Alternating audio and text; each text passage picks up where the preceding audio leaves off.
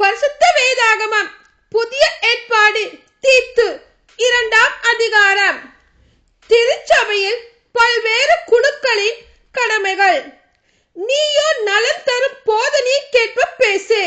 வயது முதிர்ந்த ஆண்கள் அறிவு தெளிவு கண்ணியம் கட்டுப்பாடு உடையவர்களாய் இருந்து நம்பிக்கை அன்பு மன உறுதி ஆகியவற்றை நன்கு காத்துக்கொள்ள சொல்.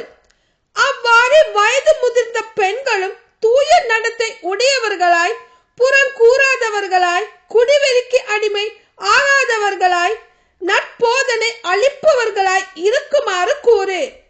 இவ்வாறு கற்றுக் கொடுப்பதால் இளம் பெண்கள் தங்கள் கணவரிடமும் பிள்ளைகளிடமும் அன்பு காட்டி கட்டுப்பாடும் கற்பும் உள்ளவர்களாய் வீட்டு வேலைகளை செவ்வனே செய்பவர்களாய் தங்கள் கணவருக்கு பணிந்திருப்பார்கள்.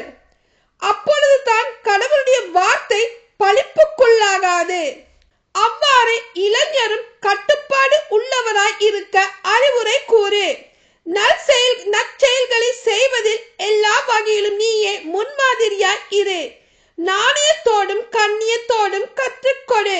யாரும் குற்றம் கண்டுபிடிக்க முடியாத நலன் தரும் வார்த்தைகளை பேசு. அப்பொழுது எதிரிகள் நம்மை பற்றி தீயென பேச எதுவுமின்றி வெக்கி போவார்கள். அடிமைகள் தங்கள் தலைவர்களுக்கு அனைத்திலும் பணிந்து நடந்து அவர்களுக்கு உகந்தவர்களாய் இருக்க வேண்டும். எதிர்த்து பேசலாகாது என கூறு. அவர்கள் கையாடல் செய்யாது முழு நம்பிக்கைக்குரிய நல்லவர்கள் என்று நடத்தையில் காட்ட வேண்டும். அப்பொழுது நம் மீட்பராம் கடவுளின் போதனை எல்லா வகையிலும் சிறப்பு பெறும். ஏனெனில் மனிதர் அனைவருக்கும் மீட்பராம் கடவுளின் அருள் வெளிப்பட்டுள்ளது.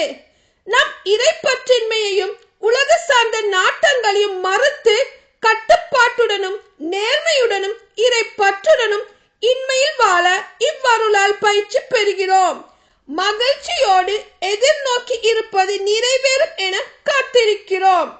நம் பெருமை மிக்க கடவுளும் மீட்பருமாகிய இயேசு கிறிஸ்துவின் மாட்சி வெளிப்பட போகிறது.